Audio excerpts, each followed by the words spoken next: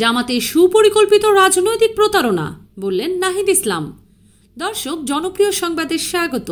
শুনছিলেন শিরোনাম। আমাদের সহকর্মী বাবুল ইসলামের তথ্য ও ভিডিও চিত্রে এবার বিস্তারিত। আপনাদের সাথে আছে আমি ফারজানা মৌসুমী। জাতীয় নাগরিক পার্টির এনসিপির আহ্বায়ক মোহাম্মদ নাহিদ ইসলাম বলেছেন, জামায়াতে ইসলামের তথাকথিত আনুপাতিক প্রতিনিধিত্ব পিয়ার আন্দোলন একটি সুপরিকল্পিত রাজনৈতিক প্রতারণা। রোববার 19 অক্টোবর বিকেলে নিজের ভেরিফাইড ফেসবুক আইডিতে দেয়া এক পোস্টে নাহিদ কথা বলেন। পোস্টে তিনি ইংরেজিতে লিখেছেন। পোস্টে এনসিপির আহ্বায়ক বলেন, আন্দোলনটি ইচ্ছাকৃতভাবে গঠিত হয়েছিল। ঐক্যমত্য কমিশনের সংস্কার প্রক্রিয়া ভ্রান্ত পথে চালিত এবং জনগণের অভ্যুত্থানের পরিপ্রেক্ষিতে রাষ্ট্র ও সংবিধান পুনর্গঠন সংক্রান্ত জাতীয় আলাপ ভিন্ন খাতে প্রবাহিত করার জন্য। নাহিদ বলেন, ভোটের আনুপাতিক প্রতিনিধিত্বের ভিত্তিতে একটি উচ্চকক্ষ গঠনের মূল সংস্কার দাবি ছিল সাংবিধানিক নিরাপত্তা নিশ্চিত করার প্রচেষ্টা। আমরা এমন ভিত্তিগত সংস্কারের চারপাশে একটি গণ আন্দোলন গড়ে তোলার চেষ্টা করছিলাম এবং জুলাই সনদের আইনি কাঠামো বিস্তৃত জাতীয় ঐক্যমত্যের মাধ্যমে প্রতিষ্ঠা করতে চেয়েছিলাম।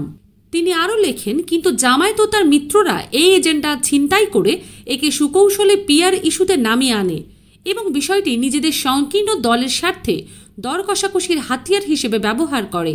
তাদের উদ্দেশ্য ছিল না সংস্কার, বরং ছিল কৌশলী প্রতারণা। নাহিদের অভিযোগ, জামায়াত কখনোই সংস্কারমূলক আলোচনায় অংশ নেয়নি, না জুলাই অভ্যুত্থানের আগে না পরে।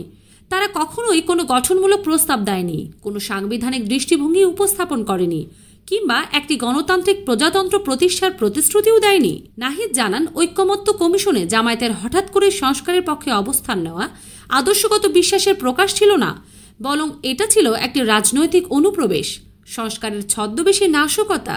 এনসিপির আহ্বায়ক বলেন, আজ বাংলাদেশের জনগণ এই প্রতারণা পরিষ্কারভাবে বুঝে গেছে। তারা এখন জেগে উঠেছে এবং আর কখনো কোনো ভুয়া সংস্কারবাদী বা ষড়যন্ত্রকারী শক্তির দ্বারা প্রতারিত হবে না। না সর্বশক্তিমান, না এদেশের সার্বভৌম জনগণ কেউই আর কখনো অসৎ, সুবিধাবাদী ও নৈতিকভাবে দেউলিয়া শক্তিগুলোকে শাসন করার সুযোগ দেবে না। দর্শক, দেশ বিদেশের সংবাদ জানতে আমাদের চ্যানেলটি লাইক ও শেয়ার দিয়ে সাথে থাকুন।